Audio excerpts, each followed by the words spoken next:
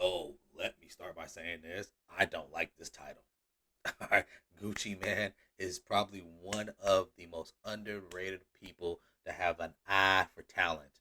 Man, this dude can see talent from a mile away, man. He done discovered everybody. If this nigga would have signed everyone he discovered, oh, he'd be bigger than, I mean, name it, I guess I was gonna say Cash Money and all that stuff too. But he'd have been bigger. He would have been bigger than every label. He would have been damn. He would have been a mogul. He would have been a rap mogul. But he just let them go sign wherever they want to go. But uh, shout out to Luista, Luista. Yeah. Shout out to the homie. Let's see what this Gucci Curse video is about. I don't like the title at all. More rewarding for an aspiring rapper than catching the attention and respect of the legends who came before you. It's easy to get caught up in the thrill and take the gamble signing to one of these artists who see your potential. But one Atlanta trap legend has taught many young rappers to always be cautious. Gucci Mane has owned several labels throughout the years, but his 1017 records is stained by controversy, crime, and a couple of tragic losses. Regular, unexpected deaths among his crew have put Gucci in an unfortunate light. He recently announced the launch of a new label to shake the image, but it only resulted in responses like these. With regular unexpected deaths and every other artist facing major career setbacks, people have begun to ask if it's really a coincidence or if there's a darker truth in Gucci's corner. It's your boy Luesta, and today we're going to get to the bottom of the Gucci Mane curse. Sorry, I didn't say your name right, bro. There's only a few spitters who have amassed the kind of influence that Gucci Mane has on southern hip-hop. With an impressive discography and rappers like 21 Savage, Young Thug, and the Migos all stating him as a direct influence to their sound, his impact is undeniable. From what I've heard, his A&R skills has basically put Atlanta on top. 100%. They said his family tree is hip-hop at this point. So he's doing something right with his A&R. Discovery skills has always been like a father to the subculture of hip-hop, but hasn't always been the mentor that he aspires to be today. You see, he's had run-ins with the law, but in 2017, he came out of prison a changed man. Since then, he's vowed to never return and was determined to become a positive role model. This translates into how he signs artists to 1017, preferring to take on those who have checkered paths and might not get the same chance from another record label. To be honest, you know, I was one of those type of artists. I was always going back and forth to jail, and I try to, you know what I'm saying, like help those artists that I feel like, you know. He said he'd protect us. No Damn matter it. how you look at it, you lied to us. John Duarte voted to restrict the woman's right to choose. Hey, that's your fault. Even Though. here Get in your voice California. subscribe. Show me that I I'm a don't like my Republican, but I won't videos. I'll vote for John Duarte. pay for that goddamn Wash the dishes like a Bosch. premium and Drying shit. results, even on plastics. My From fault. Bosch. Embarrassing. You know, I see a lot of myself in. If I'm not helping them, who else gonna I'm help? broke, You know what I'm nigga. saying? Nobody says that part of the story. Despite his good intentions, Gucci's new posse have repeatedly found themselves in jail or worse. And as guys like Pooh Shiesty have proven, you can take a rapper out the streets, but you can't always take the streets out of them. Oh. The head of Chopper Gang in Memphis, Pooh Shiesty has had star power in his hands since the moment he had stepped onto the scene. And he was getting noticed by Guwap for his regional success at the perfect time. Right before I got signed too, I was down bad, just out of jail. Yeah. Police took everything from me, so that's how it started. I just got locked, got right out, bonded right out. Yeah. They raided, it was a raid. The opportunity that was before him was immense, so big that he almost didn't even believe it was real at the time. Me in the bed, man, middle of the night, one day, he texts me on Instagram. Text him back, I say, what chopping? He text back, right then and there, like he was on it. He waiting on me to text back. He was like, I'm fucking with your music, huh? Who you doing this shit with? Music. Put my I love that clothes on, shit. shoot to Pop's house. Then my manager, I wake his ass. I said, wake up, bro, look. Right then and there, though, while I'm showing him, he text back. He said, this my number, FaceTime me. I FaceTime him right there. We was on FaceTime for like 6 hours. Pooh Shiesty has now had the means to live a better life, and he took the shot, quickly churning heads on label compilations before his mixtape debut made a huge splash. He even had everyone wearing his iconic Shiesty mask, from yearbook pictures to the pool. I mean, this was an epidemic on its own, and even new rappers who have been popping out, like Forbats, are still directly influenced by his style. But for him, his life was changing, especially after the success of Back in Blood with Lil Durk, which peaked at number 13 on the Billboard. Wow. But now, you know, them days is behind you now, because now you get to write and rap and tell stories about it and get paid for your verses now. Exactly. They get to the point, Shiesty man don't even rap no more. I just hold up everything I got to when I go to the studio, talk it to the mic. Man.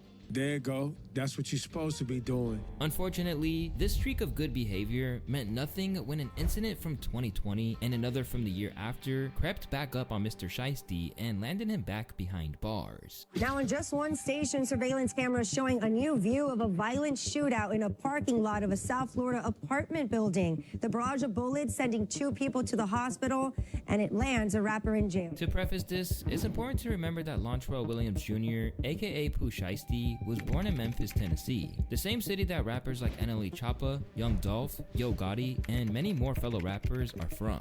Memphis is known to be one of the worst cities to live in America, with the murder rate increasing damn near every year that passes. Today, Memphis City Council members were told the city's overall crime rate is down more than 6% from last year. I've always wanted to go to Memphis. I heard they got good food. Almost 25%. Shiesty was specifically born and raised in the Cane Creek Apartments on the south side, which is said to have a ton of poverty and violence.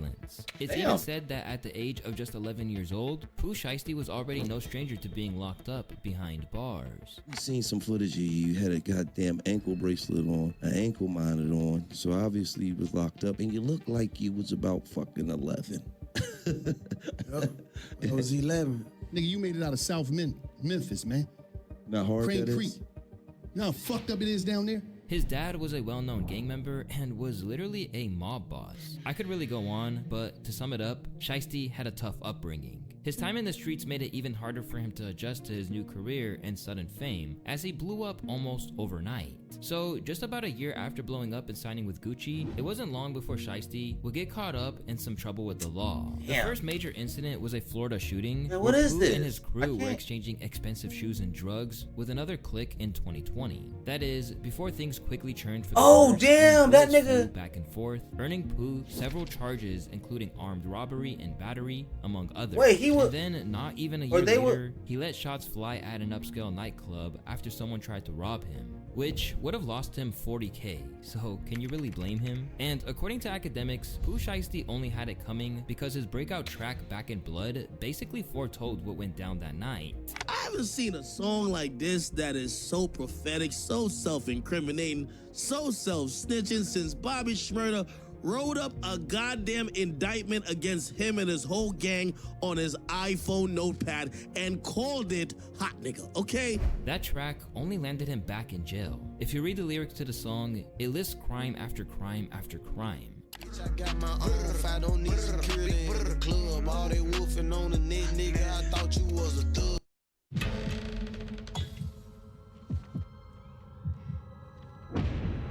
We look scared.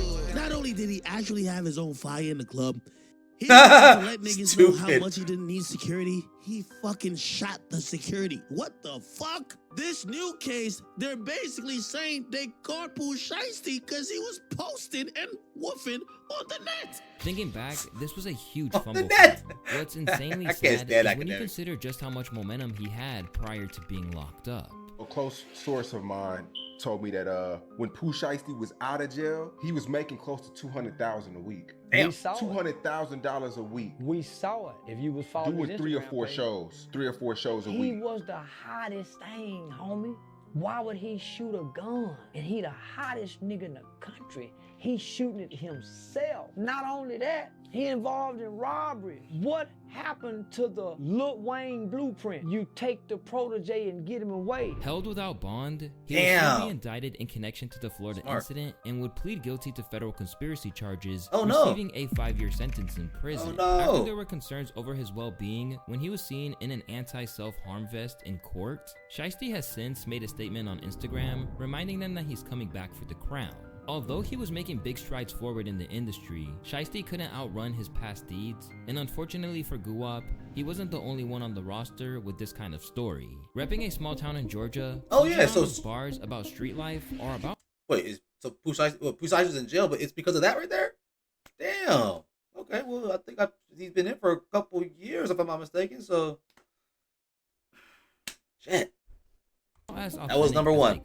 He spent a good amount of time in prison, which is actually a place where he believes he was able to grow. Oh wow, what a his name is Kwame Brown, his real name. What a coincidence. He taught me the basketball player. He taught me goddamn integrity. Everybody needs to tell me like, you got something big coming for you, young. You just gotta wait. It coming. I knew it was coming. I just ain't know it was gonna be wild. He started his grind in 2017 with the Gutta Baby mixtape series, which is how Gucci became aware of Fujiano and signed him to a deal before they even actually met in person. I know you guys met with a lot of labels, so why'd you choose to go with 1017? Atlanta. See, I signed with Atlanta first. Okay. I already had agreed to sign with them when I was in there. I took probably 2 steps out the door and Gucci called. I seen when I had the number popped up. He said, man, I want you. Oh, you ain't gonna talk no more. Let's get this going. And when he blessed the game with his debut album and a remix to the track Molly featuring DaBaby, he would be showered with praise, fans, and a platinum plaque to top it off. Nice. Baby mama ain't shit.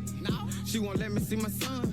But you fuck with him, mama pop my gun. Pussy ain't no one-on-one. Yeah, real shit. But history does repeat itself. And just as it happened with Pooh, Gucci Mane would have another label mate on trial for illegal gun possession, something Fuji would argue was necessary. He explained that where he was from, he had to protect himself from jealous haters who were on the prowl for rappers, and he wasn't an exception. Now, he was able to get off on bail for $50,000, but was forced to wear an ankle monitor and remain within Georgia lines.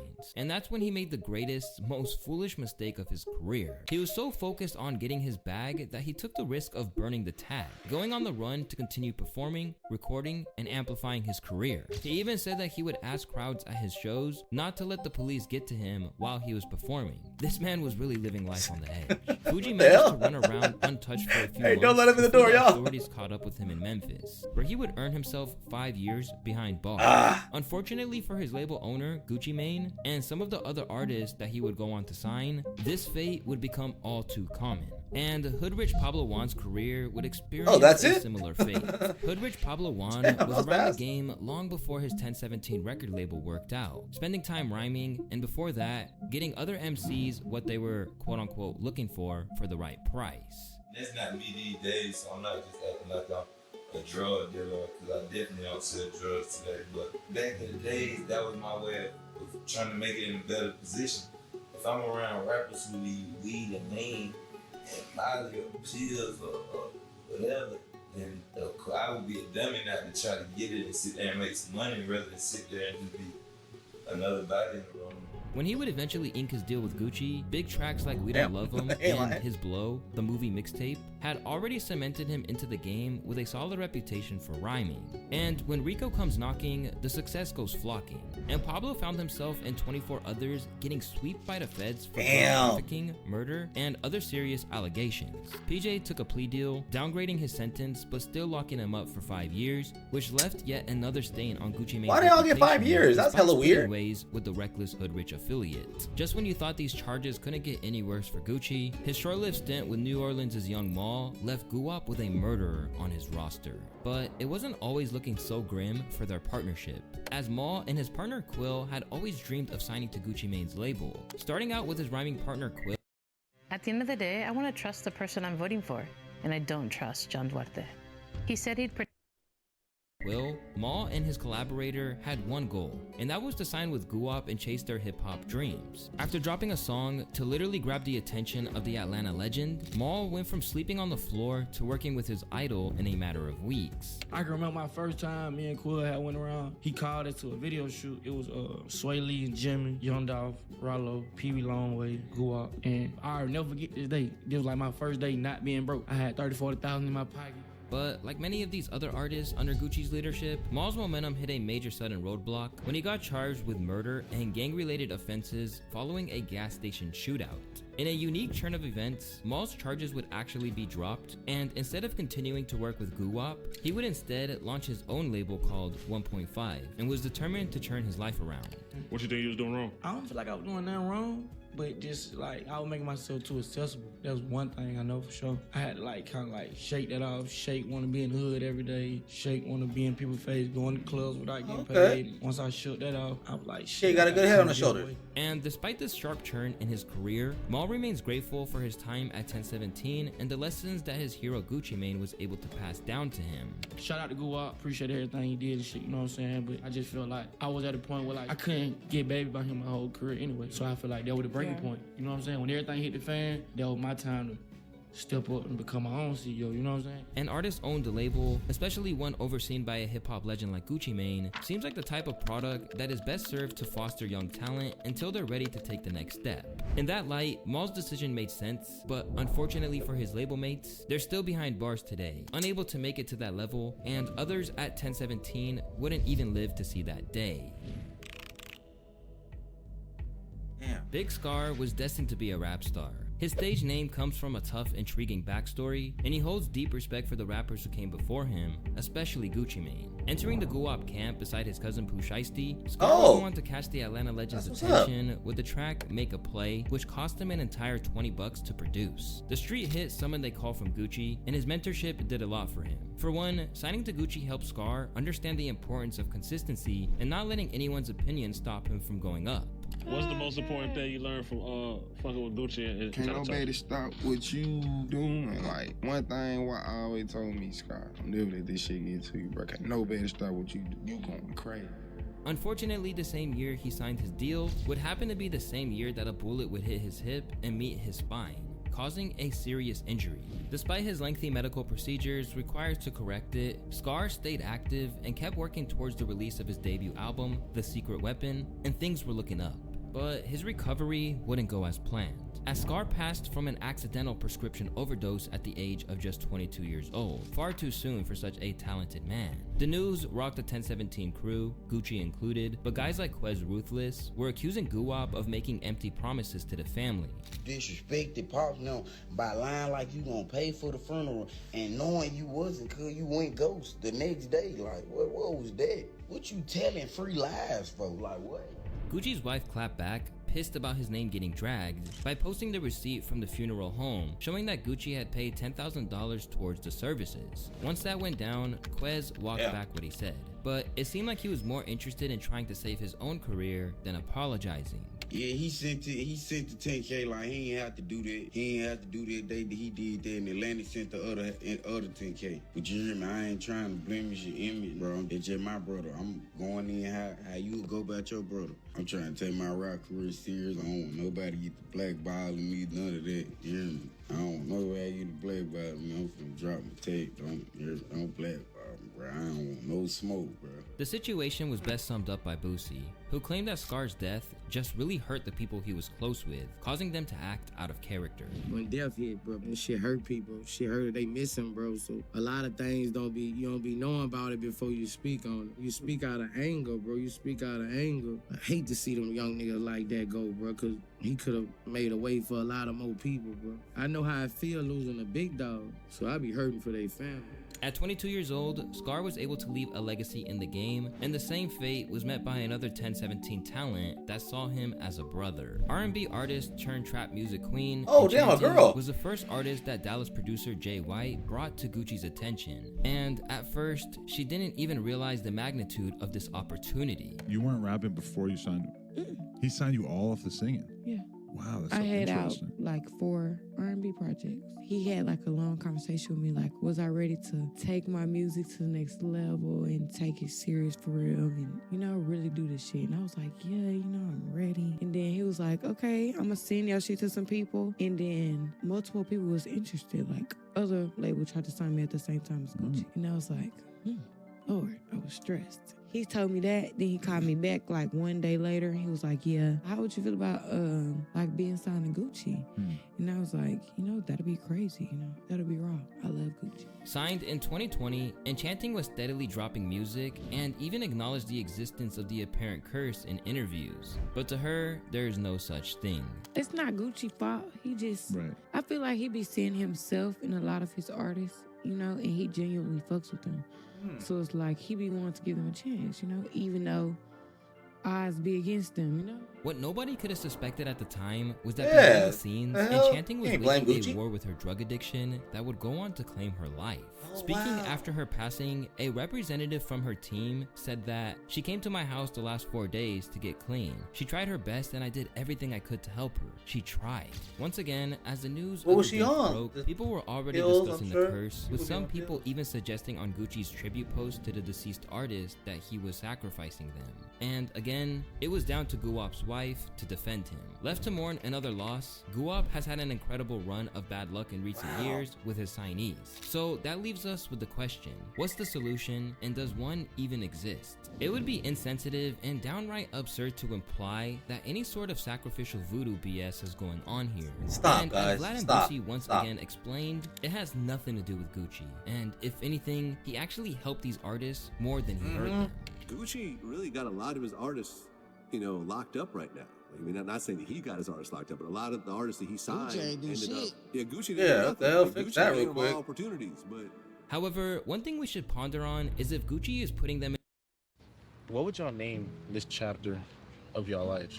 Probably family. Family-wise, in a position to make poor choices, giving them too much too quickly and allowing them to destroy themselves. Unfortunately for a lot of these artists, there is no period of learning or rehabilitation before they are met with the intensity of fame. In the eyes of Joe Budden, this is where Guwap is failing these young talents, robbing them of meaningful careers and sometimes even their lives. Who people are signing, how people are signing them, and why people are signing them needs to be under thorough examination from, I think, all parties involved in the music business. So when I say Gucci Mane's scouting needs to be under examination, it's because this is now, 8, 9, 10, I don't know. But a whole roster that is just suffering from the different strokes curse. And I don't think it's coincidence anymore. After Budden's comment, Guwap fired back and said that he knew what it was like to be where these artists are. And for him, it was important to provide a space for them to succeed. I'm not trying to sign the guys who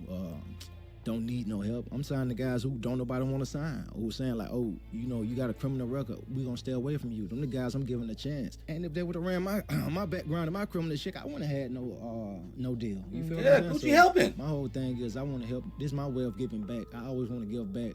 I'm telling them to not get in trouble. I'm not signing them and saying it's cool. I'm trying to be the example to say, look what I'm doing. See how I'm taking all this stuff serious and being professional.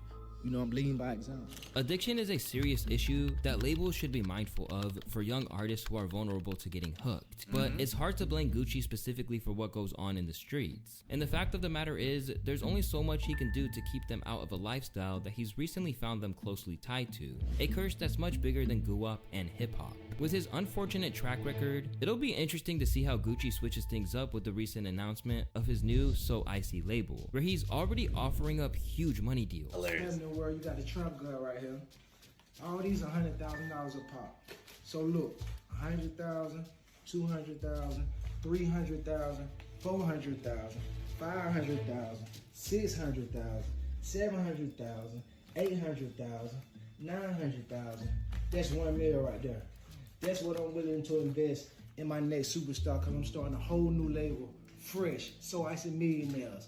So who want to join my new label? Because I'm looking for my next male superstar. So I got $1 million for my next female superstar. I got $1 million for my next male superstar. Who want to join the So Icy Millionaires? Hit my DM right now. With responses from fans claiming that whoever signs is basically digging their own grave, it's clear that many people are aware of the scary That ongoing meme is hella trend of funny. Gucci's artists. One user wrote, Death Note Records, while another claimed that Gucci is better off scamming fans with an NFT project at this point. Let's just hope that he isn't discouraged from trying to help people out of bad situations, because aside from what went wrong at 1017, the mission behind Gucci's moves was nothing but admirable. Hey man, all Gucci did was put people on, bruh. Sign artists that nobody wanted to sign artists that nobody even was checking for. So no, I absolutely do not blame Gucci Mane. You know what I'm saying? And Gucci Mane Flammer, you know what I'm saying though? I rock with Gucci, man. Thank you for the video. Give your boy a subscribe.